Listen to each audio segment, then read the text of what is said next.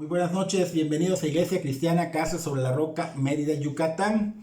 Vamos a iniciar una prédica que va de acuerdo a la fecha de hoy, 6 de enero. De hecho, el tema se llama El verdadero significado del festejo del 6 de enero.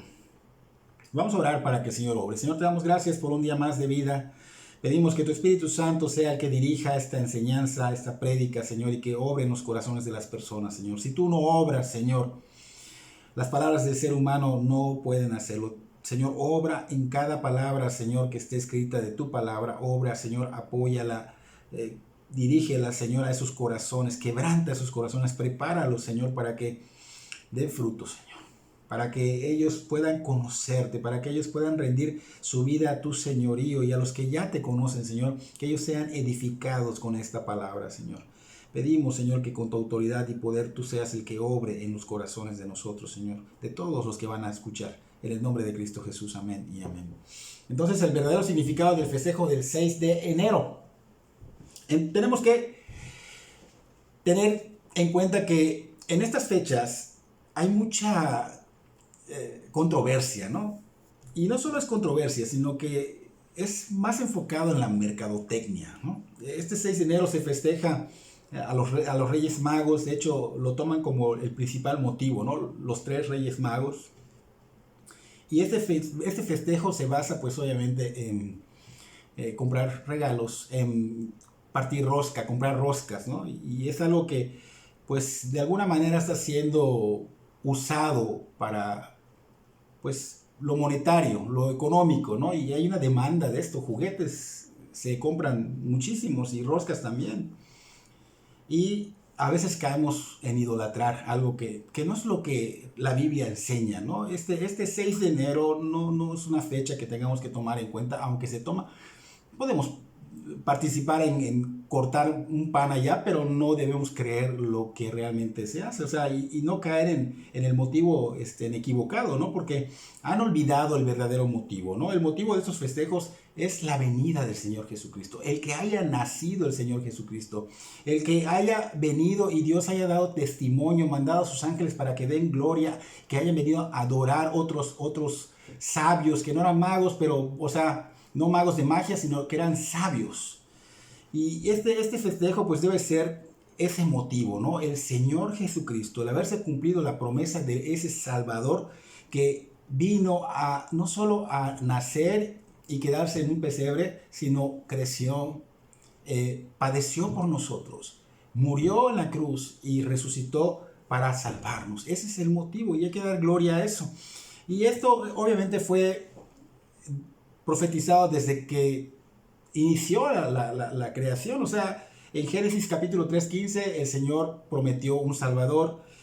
Más adelante se le promete, ya mismo en Génesis se le promete a Abraham que vendrá ese Salvador, pero se le dice que mediante los judíos, y también se le dice que vendrá mediante la tribu de Judá. Y Miqueas, el profeta Miqueas, informa que vendría en Belén, en ese pueblo de Belén de Judea.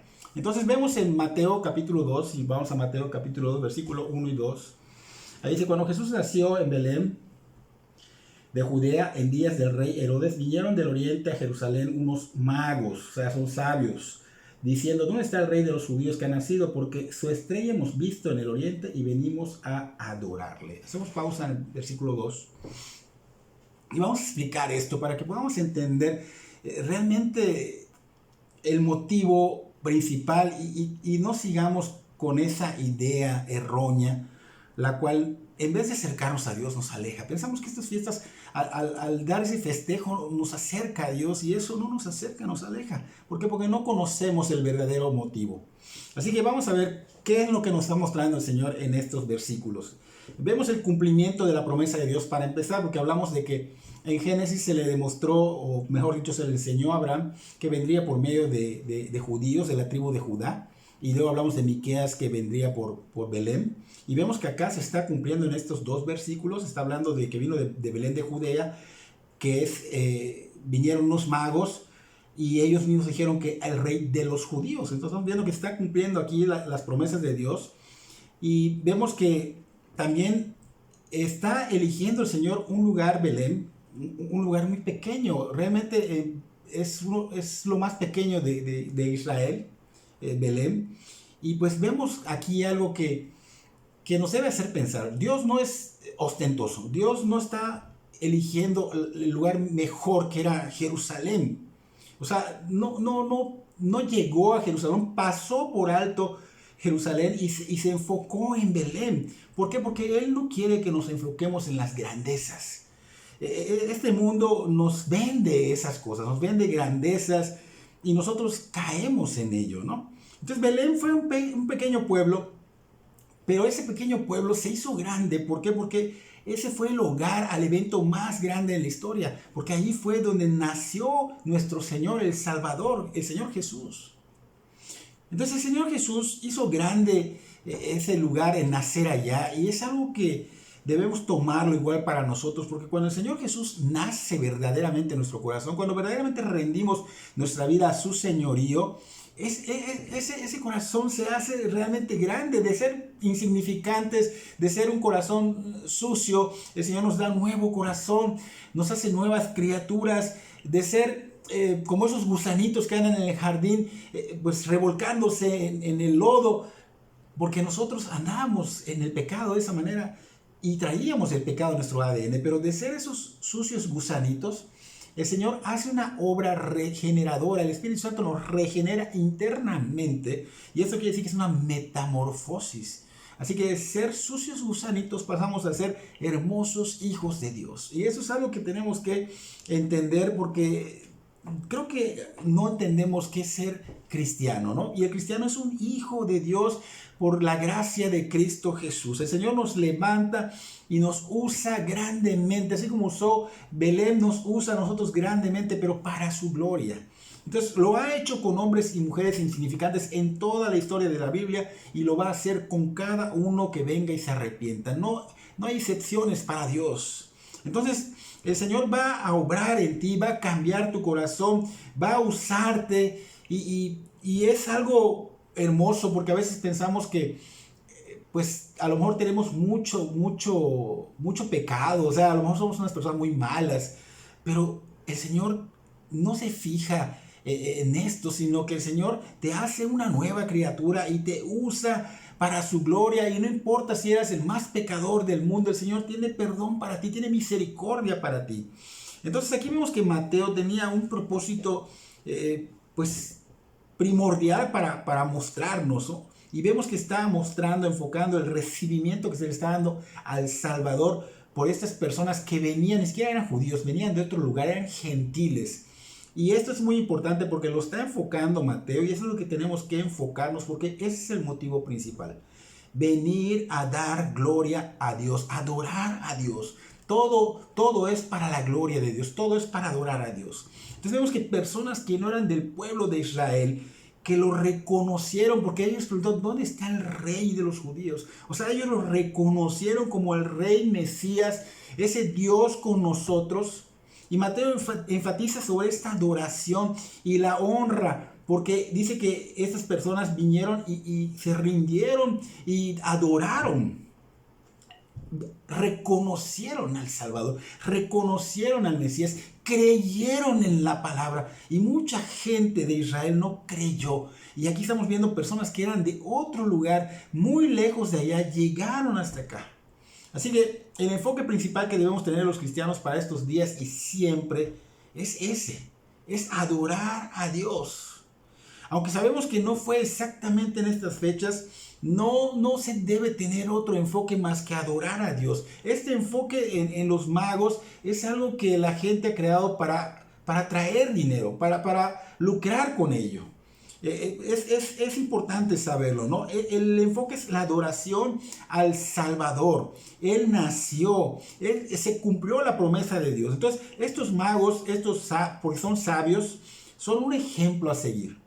No los debemos idolatrar, sino que son ejemplo a seguir, como lo fueron otros hombres y otras mujeres de la Biblia. Mateo, pues aquí está hablando de que venían de muy lejos y que llegaron a la casa de Israel y que reconocieron, pero también muestra con esto que los de la casa de Israel no reconocieron, fueron hostiles, no fueron a ver en adoración al Señor, no quisieron orar, ni siquiera quisieron honrar, ni siquiera quisieron adorar al Señor. En cambio, estos hombres, estos magos que vinieron de ese lugar, pues ellos vinieron y reconocieron al Señor. Estos eran astrónomos, o sea, científicos orientales que estudiaban las estrellas, o sea, ellos procuraban entender los tiempos, ¿no? Eran gentiles y fueron especialmente llamados por Dios y le creyeron a Dios. O sea, ellos fueron desde ese lugar tan lejos del oriente a rendirle homenaje y adoración al Señor Jesús, que estaba recién nacido, el rey de los judíos, que fue profetizado, ¿no? Entonces estos sabios hablaron sobre cómo fueron guiados por una estrella, como estaba escrito en Números capítulo 24, 14b, no todo el versículo, el 14b y el 17. Y cuando vinieron a ver a ese niño, trajeron con ellos obsequios. Dice que trajeron oro, incienso, mirra, cumpliendo la profecía de Isaías capítulo 59, versículo 20, 21 y Isaías 60, versículo 1 al 6. Así que es maravilloso saber que Dios anticipa las necesidades físicas y espirituales. Solamente hay que confiar en Él y Él va a hacer. Entonces esta es la profecía que estos hombres sabios habían recibido, la conocían y fue cumplida sin error. La Biblia acá no menciona cuántos sabios eran. Lamentablemente la gente ha dicho que eran 3, otros que eran 4, que uno se quedó en el camino. Bueno, no dice la Biblia esto, ni menciona de dónde vinieron exactamente. Solo menciona que vinieron del oriente. Y lo podemos ver en el versículo 1. Allá dice que vinieron del oriente a Jerusalén. En el versículo 1, ahí está. Entonces no menciona cuáles eran sus nombres. Tristemente, la gente ha creado cosas, la gente ha engañado a las personas y han vendido muchas estatuillas de esas poniéndole nombre que ni siquiera menciona la Biblia. Y tristemente, pues esto es lucro.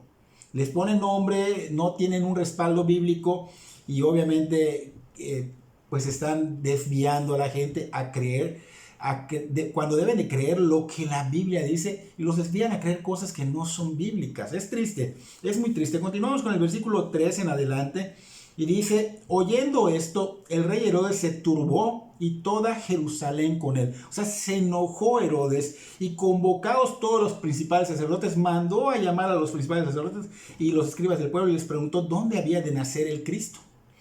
Ellos le dijeron: en Belén de Judea. Fíjense, estos líderes, principales sacerdotes, escribas, sabían de las escrituras. Ellos le dijeron a Herodes: en Belén de Judea, porque así está escrito por el profeta. Y tú, Belén de la tierra de Judá, no eres la más pequeña entre los príncipes de Judá, porque de ti saldrá un guiador que apacentará a mi pueblo Israel. Entonces Herodes, llamando en secreto a los magos, indagó de ellos diligentemente el tiempo de la aparición de la estrella. Y enviándolos a Belén dijo: id allá y averiguad con diligencia acerca del niño. Y cuando la halléis, hacedmelo saber. Hacedmelo saber para que yo también vaya y le adore. Fíjense la mentira de Herodes.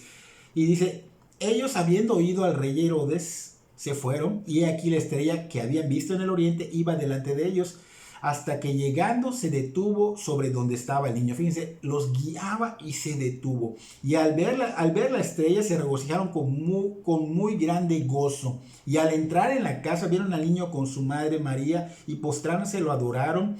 Y abriendo sus tesoros le ofrecieron presentes, oro, incienso y mirra. Pero siendo avisados por revelación en sueños que no volviesen a Herodes, regresaron a su tierra por otro camino. Fíjense, ellos vieron un aviso de parte de Dios porque Herodes estaba mintiendo.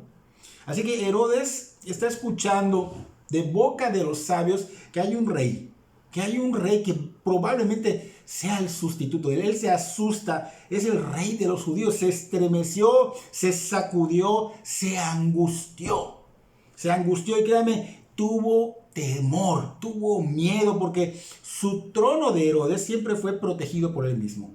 Son como esas personas que se lanzan para gobernadores o presidentes y terminando quieren seguir en el puesto, ¿no? Entonces este Herodes no quería soltar, protegía su su trono, su gobierno, ¿no? Al grado de que nunca hubo alguien que pudiera ocupar su trono. Y esto fue para él una gran amenaza. El rey de los judíos, una gran amenaza. Y con eso de que estaba profetizado, él de alguna manera creía parte de las escrituras, pero no era un crédulo, sino era un incrédulo, porque el que cree solo parte es incrédulo. El que cree todo es un crédulo, ¿ok? Entonces estaba haciendo como que estaba molesto, pero estaba fingiendo, porque él estaba molesto y pensando, van a tomar mi trono, o sea, lo va a usurpar alguien. Entonces temblaba y estaba tambaleante de su posición, y como era un hombre muy malo, de hecho, este Herodes era un monstruo implacable porque había matado a varios de sus propios hijos para que no ocuparan su trono, protegía su trono de esta manera, siendo un asesino de su propia familia. Entonces era un hombre muy cruel, era un hombre sin compasión, su ambición al trono y el poder que tenía era extremadamente loco. Él era pues como un rey en Judea, Galilea, Samaria, toda esa parte, y lo llevó a extremos, al grado de asesinar a su propia familia. Este Herodes tuvo muchas esposas, 9, 10 esposas, fue conocido como un lujurioso y obviamente el traicionero, ¿no? Era edomita, y los edomitas odiaban a los judíos, sin embargo, pues él era muy listo, ¿no? Y parecía que no. Entonces vemos que tampoco conocía las escrituras, por eso se le ve preguntando a los escribas que dónde estaba ese rey de los judíos. Entonces, tristemente, los escribas, ellos sí conocían las profecías, sí conocían las escrituras, pero nunca las pusieron en práctica. Y eso es algo que tenemos que tener cuidado, porque normalmente conocemos la Biblia, pero se nos olvida que la Biblia debe ser práctica en nuestras vidas. Entonces estos escribas estuvieron tan cerca, fíjense, sabían que iban a nacer en Belén, ellos estaban allá cerquita y no tuvieron ni siquiera la mínima intención de ir a ver al Salvador. O sea, tuvieron al Señor en sus narices, Dios mismo encarnado, y no fueron capaces de ir a adorarlo, no fueron capaces de ir a alabarlo. Y estos magos que venían de lejos, que son sabios, fueron hombres de gran fe, un ejemplo a seguir, pero nada más. Entonces ellos conocían las escrituras. A diferencia de los escribas, ellos sí obedecieron. Los escribas conocían las escrituras, los magos conocían las escrituras. Los escribas no obedecieron, los magos sí obedecieron, y ellos vinieron, hicieron lo que las escrituras decían. Santiago 1:22 nos dice que seamos hacedores de la palabra. Que no nos olvidemos que ese es el principal motivo de conocer las escrituras, de hacerlo práctico. Dice Santiago, no se hagan solo oidores que se engañan a sí mismos. Así que es algo que se da naturalmente en el cristiano. Conoce las escrituras, pero no aplica ni siquiera un porcentaje de ellas. Entonces es de cuidado, tenemos que ser hacedores, porque si no vamos a estar como esos escribas que las conocían y no las practicaban. En cambio, estos sabios, estos científicos, conocían las escrituras y ellos fueron prácticos, las obedecieron el llamado, inmediatamente empezaron a seguir a la estrella. En cambio, Herodes estaba viendo cómo de alguna manera engañar a estos magos para matar al que podía usurpar. Si mató a sus propios hijos, ¿cómo no iba a querer matar al que supuestamente era el rey de los judíos, no sabiendo que era Dios mismo, ¿no? Entonces vemos que les habla en secreto, ¿no? Con la intención de indagar, ubicar dónde estaba el Salvador. Entonces quería que los sabios, pues obviamente, lo encontraran para que le dijeran, y obviamente era una trampa para que él fuera a matar. Estaba tan temeroso de perder su trono que obviamente vio una rivalidad en el Señor Jesús, y obviamente estaban maquinando cómo le iba a eliminar, como eliminó a algunos de sus hijos, ¿no? Entonces, absolutamente les encarga a los magos, oiga, cuando sepan, vengan y díganme, averigüen con diligencia y vengan a mí para que yo también vaya a adorarlo. O sea, es una mentira, y esto es una mentira de Satanás. Obviamente era una trampa, una mentira, ¿no? Ahora bien, notemos lo primero que pasó acá. Los sabios fueron avisados por Dios. Dios usó su medio de estudio, porque ellos estudiaban, acuérdense, son astrónomos, estaban estudiando las estrellas. Entonces Dios usó su medio de estudio de las estrellas. Segundo, ellos se perdieron porque se fueron a Jerusalén en vez de ir a Belén. Se fueron con la finta, ¿ok? Y tercero, después de hablar con Herodes, la estrella se detuvo mostrando el lugar donde encontrarían al Salvador Jesús. Entonces, a través del estudio Dios nos habla, Dios guía, aunque el mundo y el mal nos quieran apartar, Él siempre nos va a dirigir por un camino correcto que es para llegar a Cristo Jesús, y es a través de las Escrituras, no hay de otra, no hay de otra. Muchos creen que Dios les va a hablar por sueños, les va a hablar por... No, es por las Escrituras.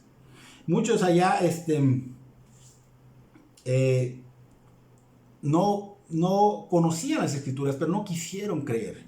Entonces no entendían que el Mesías vendría en carne, no les, y menos que iban a ser en un lugar muy, muy humilde. Entonces vemos que es importante, el Señor Jesús nació, él fue el rey, y estos magos lo sabían porque normalmente cuando nace, pues se le llama príncipe, ¿no? Pero él era el rey. Estos magos dijeron, ¿dónde está el rey de los judíos? ¿Dónde ha nacido? Estamos viendo cómo ellos, de alguna manera, se les había revelado. Y ellos conocían parte de la Escritura, se les había revelado, se les había dado luz, y ellos realmente lo creían en su corazón. Llegaron a adorarle, llegaron a traerle regalos, porque pues llevaron sin saber oro, incienso. Ellos no sabían que el oro significaba algo de la realeza, el incienso hablaba de la divinidad que es Dios, y la mirra pues hablaba de que también Él iba a morir, Él iba a crecer, iba a morir por nosotros. Entonces ellos pues esto lo hicieron sin saber cada significado, simplemente quisieron honrar al rey de los judíos con estos regalos. Estos regalos no fueron presentados a María, no fueron presentados a José, sino que fueron al Señor Jesús. Sin embargo, pues como el Señor Jesús era un bebé, pues Él no podía usar esos regalos, así que seguramente José y María los usaron con sabiduría en favor y beneficio del Señor Jesucristo. Y de la misma manera, hoy día, cuando alguien le da algo al Señor, tal vez no lo da directamente, lo da al pueblo, ¿no? Pero esos regalos deben ser usados a favor, para el beneficio de su reino, no de nosotros, sino de Dios. Así que ojalá, pastores, que todo lo que viene para el Señor lo usemos con sabiduría, como lo usó José y María. Entonces, la adoración es algo que está enfocando Mateo acá, fue lo más importante. Entonces, cuando nosotros conocemos las Escrituras, nos muestra, vemos la luz, vemos la esperanza, vemos quién es ese Dios que hay que adorar, ese Dios que hay que seguir, esa estrella, esa luz que hay que seguir, no importando el costo. A estos hombres no les importó nada, ellos se fueron y siguieron y fueron a darle regalos en adoración al Señor. Entonces, así como lo hicieron estos sabios, pues vemos un patrón que es totalmente maravilloso, que deberíamos imitar.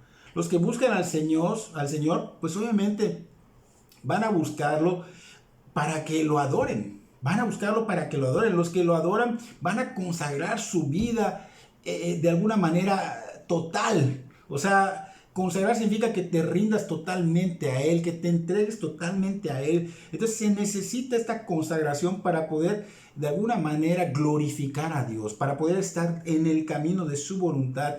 Y esto pues obviamente es dejar ese sistema que tenemos arraigado del mundo y que está totalmente contaminado de maldad, y cambiarlo por el sistema de Cristo. O sea, ¿cómo vamos a hacer eso? Consagrándonos, dijimos, dejando todo por Cristo, renunciando totalmente al sistema mundano y siguiendo el sistema de Cristo, la mente de Cristo. No seguir el sistema del mundo, porque mucha gente viene a los pies de Cristo y sigue el sistema del mundo y está cayendo en un grave error, porque nosotros ya somos nuevas criaturas, somos transformados en la medida que le permitimos al Espíritu Santo obrar en nosotros a través de la palabra.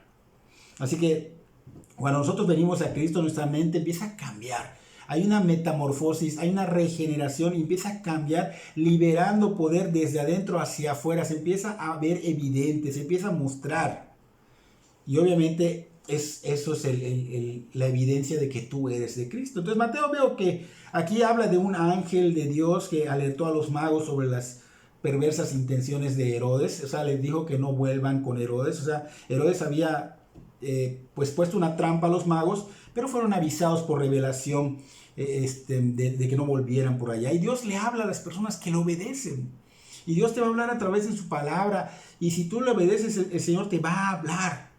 Y te va a mostrar por qué camino debes tomar para no caer en el equivocado y vayas a esa trampa que te tienen tendido.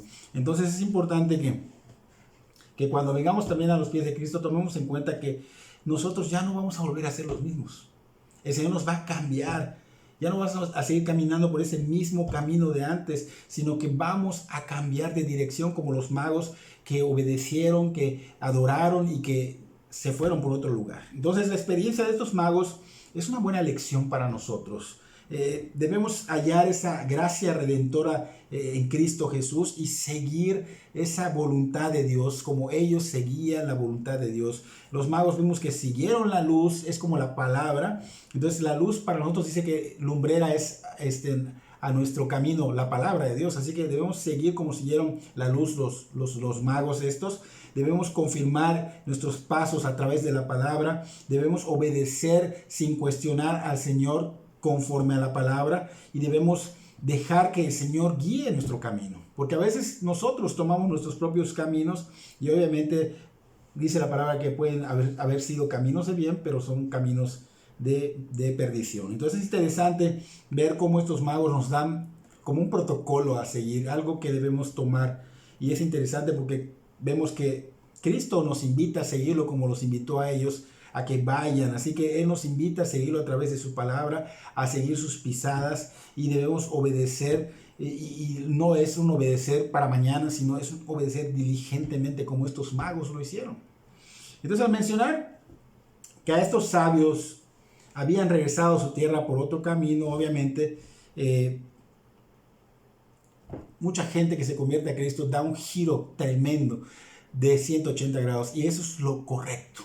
O sea, 180 grados es que no vas a venir por el mismo camino. No 360, mucha gente se equivoca, se convierte a Cristo y vuelve al sistema del mundo, y son 360 grados. Ese no es el camino que debes tomar. Estás volviendo al mismo camino, solo que ahora te llamas cristiano. Entonces, esto es regresar por otro camino, ser una nueva criatura, como dice 2 Corintios capítulo 5, versículo 17. Y siempre habrá un cambio radical en toda persona que tenga este verdadero encuentro con el Señor Jesús. No será un cambio de 380, vuelvo a repetir, sino uno de 360, sino uno de 180 grados. Es importante y necesario que cuando salgamos de escuchar la palabra de Dios, donde quiera que vayamos, hayan cambios. O sea, apliquemos eso que estamos conociendo, como estos magos que fueron, adoraron y se quitaron allá, seguro con otra perspectiva, otra manera de vivir. Y es importante la adoración. Vemos que también habían unos ángeles que fueron a adorar, y también que motivaron a unos pastores a que vayan a adorar. Entonces esta es la finalidad, adorar al Señor. Debemos adorarlo, no caer en seguir tradiciones, sino en verdaderamente vivir al Señor, vivir como el Señor, como el sistema del Señor, para glorificar su santo nombre, para adorarlo. Así que vemos que Cristo hace una limpieza a nosotros, hace una limpieza totalmente a través de nuestros corazones por medio de la palabra, o sea, y nos va dando esa dirección a través de ella. No podemos tomar direcciones nosotros porque nosotros erraríamos. Tenemos que siempre dejarnos guiar por su palabra y por medio del Espíritu Santo. Entonces, Cristo es Jesús, es el Rey de Reyes, es el Señor de Señores, y demostró. No solo fue demostrado en que Dios haya enviado a los ángeles a alabar, a adorar, o en que estos magos hayan ido a adorar, sino que lo demostró en la cruz. Allá en su obediencia al plan de Dios, se sujetó. Él fue el sacrificio por nosotros, y el Señor ha dicho claramente que Él pues no vino a hacer su voluntad, sino que vino a hacer la voluntad del que lo envió. Así que es algo que nos ha enseñado el Señor. No he venido a hacer mi voluntad, sino la de mi Padre, dice. Tampoco he venido para ser servido, también dijo Él, sino para servir y para dar mi vida de rescate por muchos. Y aquí estamos viendo la demostración del Salvador. Él vino a salvarnos. Él pagó el precio para que nosotros seamos salvos. Y el precio no es algo simple, es algo que tenemos que tomar en cuenta, porque tenemos una motivación por juguetes, por compras. Y no es malo que le regales un juguete a tu hijo, y no es malo que comas un pedazo de rosca, pero que tengas en tu corazón la motivación correcta. Cristo vino para morir por nosotros. Entonces, tenemos una obligación, tenemos que buscarlo, tenemos que rendir nuestra vida a Él, tenemos que entregarnos totalmente a Él, porque eso es lo que Él quiere y es para su gloria y es para adorarlo. ¿Cómo adoramos al Señor? ¿Cuál es nuestra máxima adoración? Esa entrega total, esa consagración total. Entonces, yo te animo a que cambies esa perspectiva que tienes de este día 6 de enero, porque no es lo que tú crees, y el Señor ya reveló su palabra.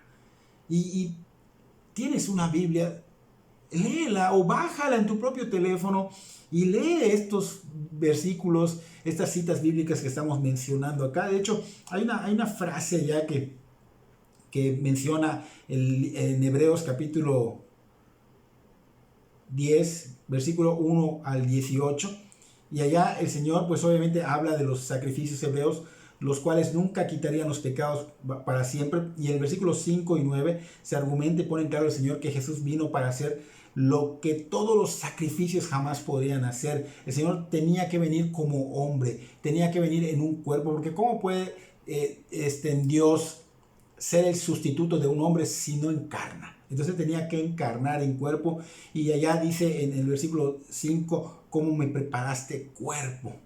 Entonces el Señor Jesús vino en cuerpo preparado, nació de una virgen llamada María, y el Espíritu Santo la concibió, o sea, la cubrió, o sea, cubrió al Señor dentro con su poder para que Él no nazca con pecado. Eso está en Lucas 1, 26 al 38. Entonces su cuerpo del Señor no estaba manchado con pecado porque fue cubierto y protegido por el poder de Dios. Entonces el Señor Jesús vino a encarnar para salvarnos, pero también vino como un ser humano, 100% hombre, 100% Dios, pero guardó su deidad.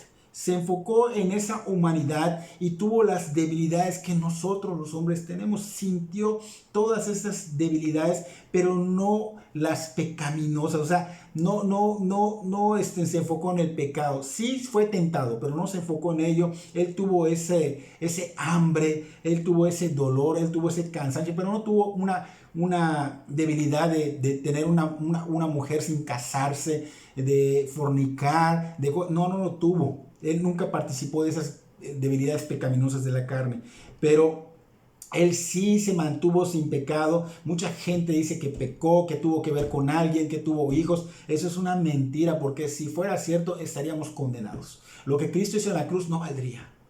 Y eso no fue así. Cristo murió, resucitó, nos salvó, ascendió, está a diestra del Padre y está intercediendo por cada uno de nosotros. Él cumplió lo que vino a hacer sin pecado, cumplió todo lo que estaba escrito en el libro, en la profecía.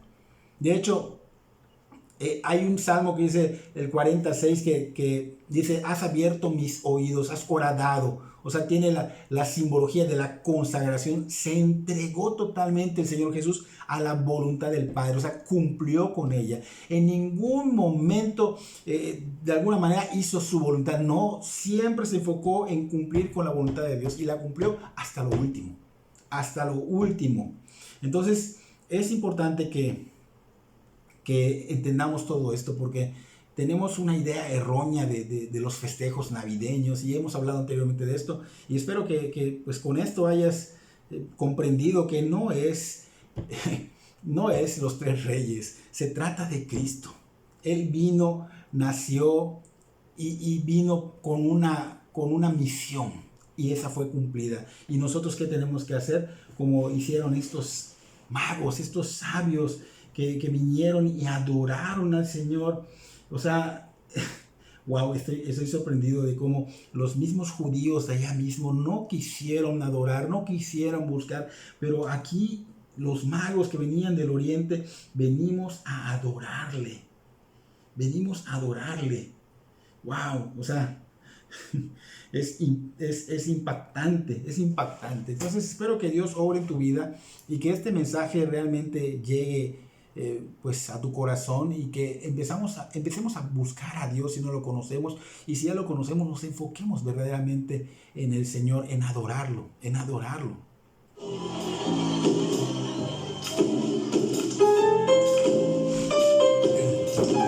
Allá en el pesebre donde nace Jesús, la luna que baja nos vierte gran luz, estrellas lejanas del cielo al mirar, se inclinan gozosas su majestad.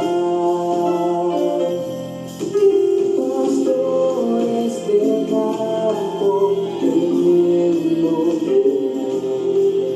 cercado de luz y de gran resplandor, acuden a prisa buscando a Jesús, nacido en pesebre del mundo la luz.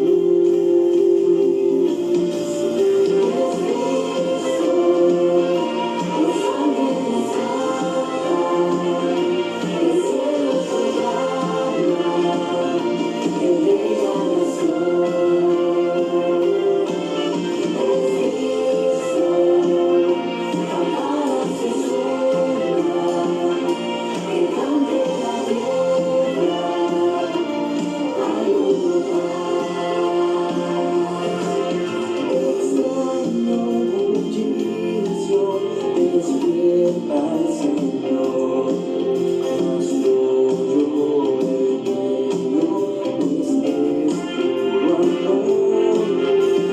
Revelanos Cristo, Jesús sin cesar, y así bien felices siempre con nosotros estará. Es Cristo todos.